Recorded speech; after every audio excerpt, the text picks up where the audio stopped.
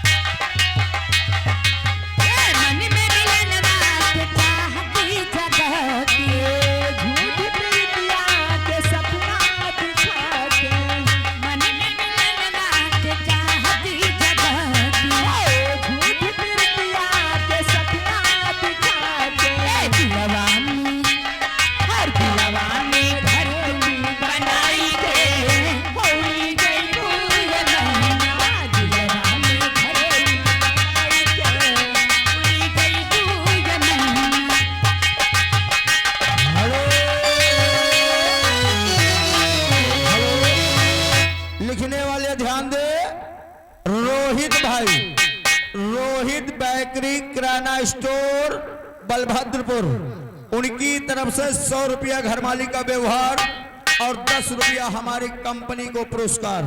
धन्यवाद।